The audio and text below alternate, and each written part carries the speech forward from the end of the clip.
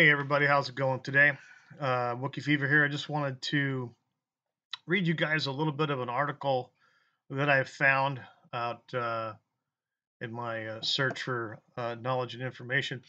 Uh, Off of the website Mysterious Universe, there is a story that was written back in March of 2018 by a Brent Swancer, and it's entitled "The Borrego Sandman and Other Desert Dwelling Bigfoot of California." So it's kind of an interesting one. I'm familiar with all of these places that are mentioned in this article. And so I'm familiar with these places. I've been there before. Pardon me. I've been there before. So I'm familiar with the terrain and surrounding areas and things like that. Now, these took place, most of these encounters are historic, meaning some of these are over 100 years old or so. Some are more recent, but in this article, starts out with the earliest and goes to the most recent. So here we go. Tales of large, hairy wild men have come from all parts of the globe and come in many forms and flavors, with accounts originating from all manner of locales. Despite the prevalence of such reports and the mind boggling array of their locations, one thing that remains mostly constant is that they are spotted in forests and jungles, and a place one might not expect to find such a big monster is in the windswept wastes of the desert. It seems at first that here is a lonely, perilous expanse that the legendary Bigfoot like creatures would not dare to tread, and yet there have been many reports of desert dwelling Sasquatches over the years, in particular the vast arid wastelands of Southern California. One story of such desert Sasquatch comes to us from San Diego County, California, at what is called the Borrego Badlands or the Borrego Sink, a vast sprawl of uninhabited desert, dry canyons, arroyos, perilous crevices, and underground caves within the unwelcoming Colorado desert of Southern California. The area is home to the Anza-Borrego Desert State Park, which is the largest state park in California, and its arid moonscape of desolate desert is also apparently home to some sort of large hairy monster. Tales of some type of hominid, Bigfoot like creature, have apparently been prevalent in the area for centuries. And when the Spanish missionaries first came to San Diego in 1769, they heard numerous stories from the natives of the region of what were roughly translated as hairy devils, which were foul smelling, man like beasts that were avoided at all costs and which lived along the Santa Ana River. The natives referred to the home of the creatures as the camp of the devil and warned the outsiders to stay well away from the creatures.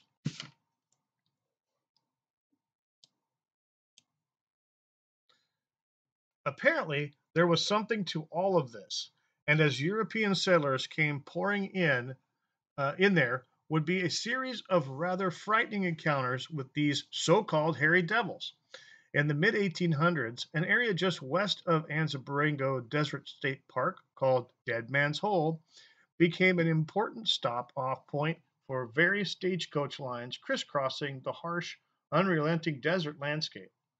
And in around 1876, sightings began to come in of a hairy, man-like beast stalking the area, with the first such account being from a stagecoach passenger who claimed to have seen one of these creatures staring at him from behind some bushes. Not long after this was a series of strange deaths in the vicinity, the victims typically looking as if they had been ravaged by a wild animal, and these deaths were blamed on the creature that had been sighted skulking around. In April 1876, a report was published in the San Diego Union of a prospector named Turner Helm, who was out in the desert near Dead Man's Hole in a place called Warner's Ranch and came across a beastly man-like monster described as the missing link. According to Turner, it had a body covered in dark fur like a bear, but possessed a startling human-like face. Turner and his unidentified companion at the time claimed that they had come across the creature as it sat upon a boulder, and that as they approached, it had stood up. Turner would describe it as this, and I quote, "It was covered all over with coarse black hair, seemingly 2 or 3 inches long, like the hair of a bear.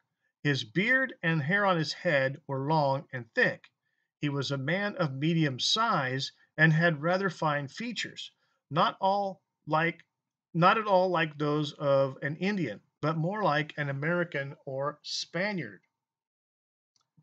The two men had then tried to talk to the creature in English and in Spanish, also in the native languages. But the thing had just stared at them and then began to walk towards them, only backing off when the two men, frightened prospectors, pulled out their rifles to aim at the creature with shaking hands.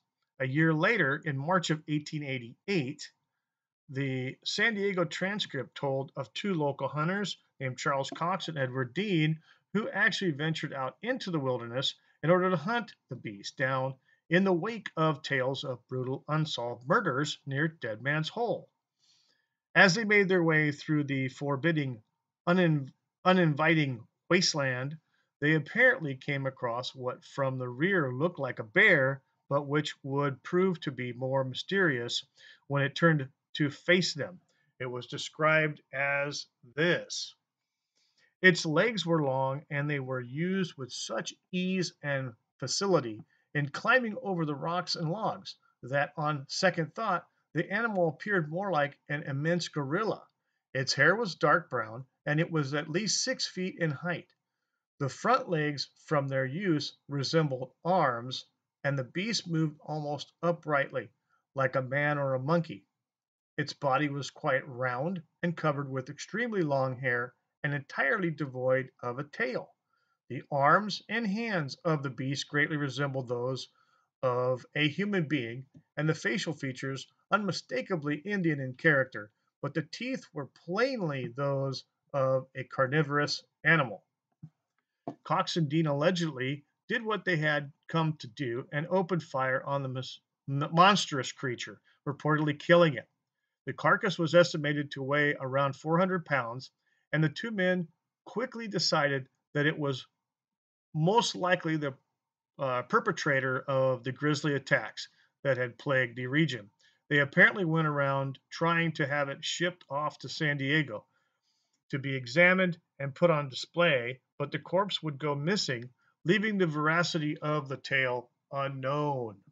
So it went missing. Imagine that. In later years, what was come to be known as the Borrego Sandman would continue to be occasionally sighted.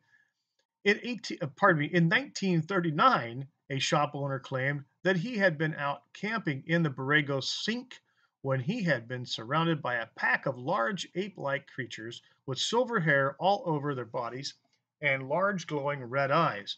The menacing beast reportedly circled the camp for some time, but were frightened off by the campfire and eventually slinked off back into the desert night. In 1964, purportedly brought a flurry of activity from the mysterious creature. One father and son reported being pelted with rocks from a shaggy ape-like beast as they were hiking in the area of Escondido, and 3 cows were killed and mutilated at the MGM Ranch near Jamul, to the west of Anza Borrego. This time with the thing leaving behind strange tracks. Most famously was a report of a U.S. Marine who, while exploring the area, came across a series of unusual 3-toed tracks, measuring 14 inches long and 9 inches in width. He claimed that he had returned to the area to take photographs and make plaster casts, but these pieces of evidence have yet to surface. Just a few years after this, in 1968, a man named Harold Lancaster was prospecting in the area when he saw one of these bizarre creatures, saying of his encounter, and I quote, "I saw a man walking in the desert. The figure came closer. I thought it was another prospector. Then I picked up my binoculars and saw the strangest sight in my life. It was a real giant ape man. I had heard about the screaming giant ape man up north that frightened people for a couple of years. Another person and I uh, even went up there to look for the thing. I decided it was a hoax and never expected to actually see one. That thing was big. It was no match for it. I was no match for it. I had a 22 pistol on my hip, but it would have been little shooting at a gorilla. Yeah. Let me go back here. I got confused. Holy smokes. I had a 22 pistol on my hip, but it would have been like shooting at a gorilla with a pea shooter. I was afraid the beast might get too close, so I fired a couple of rounds into the air. The Sandman jumped a good 3 feet off the ground when the sounds of the shots reached him. He turned his head and looked toward me, and then took off running in another direction. End quote. Wow. Even more recently than this was a set of tracks found in 1985 in the Anza Borrego State Park of a very large human-like footprint. And there have been uh, some other sporadic sightings in the 80s and even the 90s. But for the most part, the Borrego Sandman seems to have been quiet for now. It is hard to say just what these people may have seen, but the lifeless wastelands in the area is certainly one of the last places you might expect to encounter a Bigfoot or any other large creature of any kind. Yes, that's not a nice place, that place. So here we go. Continuing on with the story. One very weird series of reports of a desert Bigfoot occurred throughout the 1950s and 60s at the historic Mickey Thompson's Fontana International Drag Race at Fontana, California.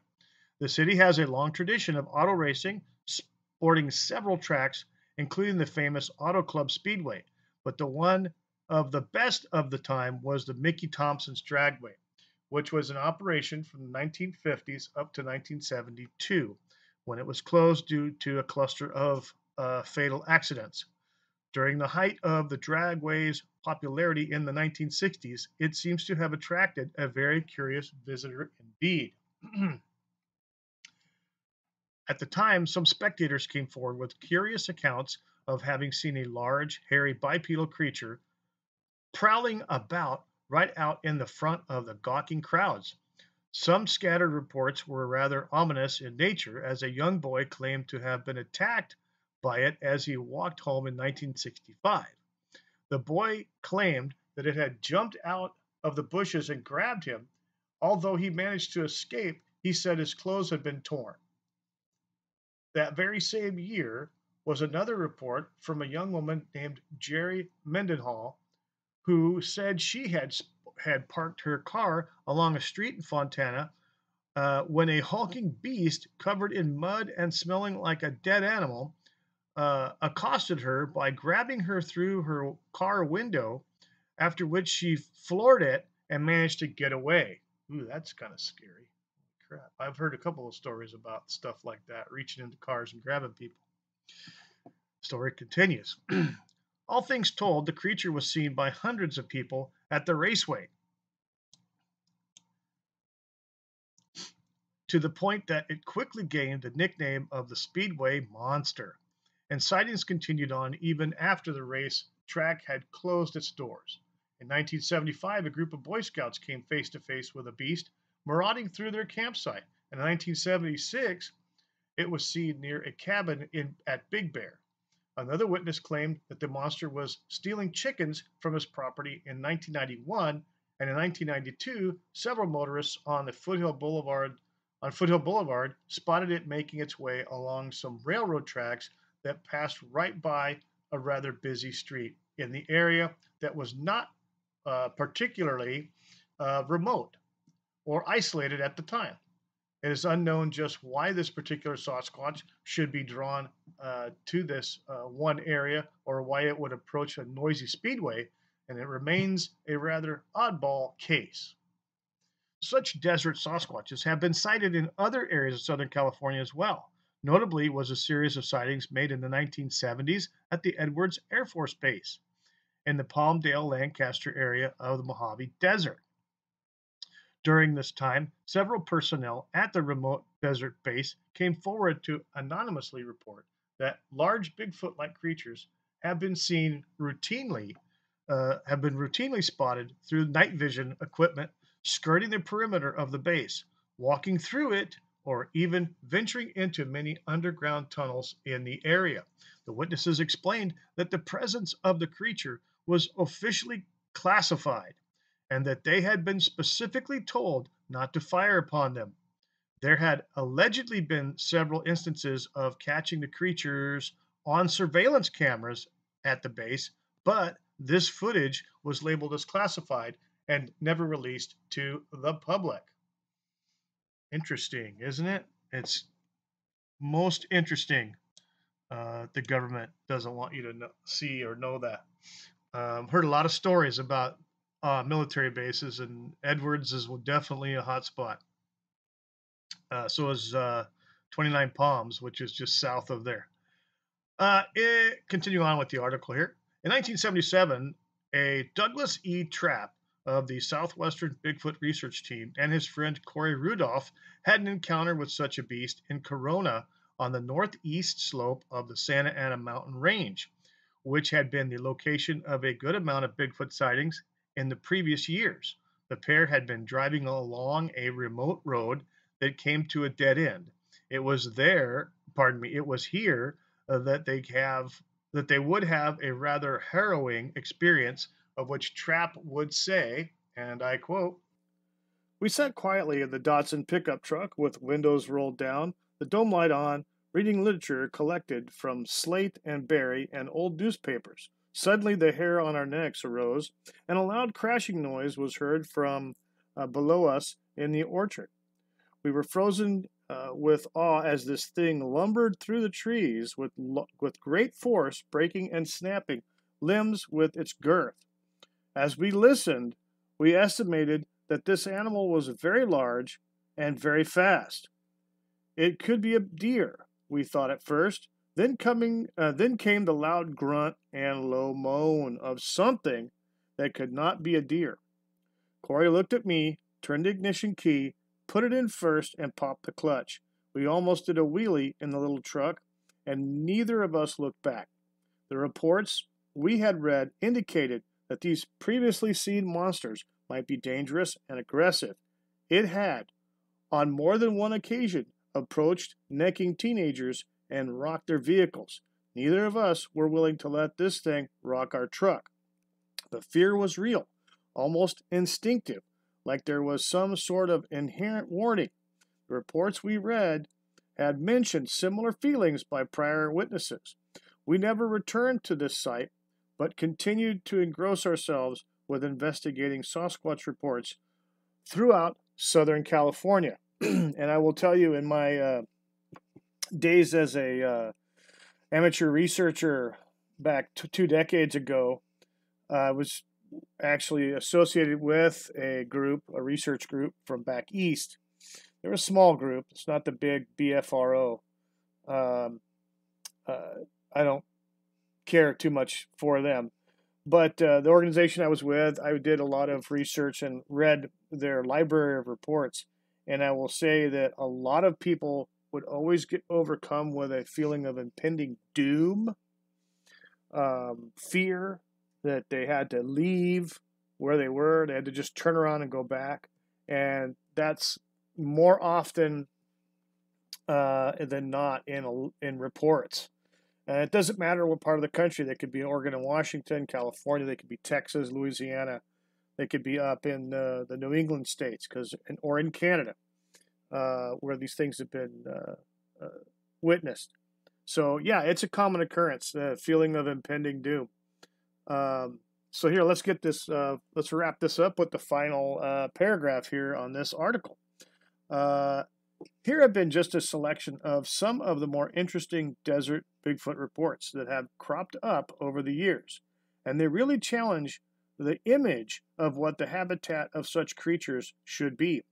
Are these just hoaxes and tall tales? If they are real, then how could such a large, massive creature be out there in these dry, forbidding desert locales? Do they live there? Or are they just visitors or wanderers passing through just as we are? Whatever the answer is, it just adds another layer to the whole mystery of Bigfoot and shows that it is a phenomenon with numerous facets, none of which we are really close to understanding. And that's the end of the article.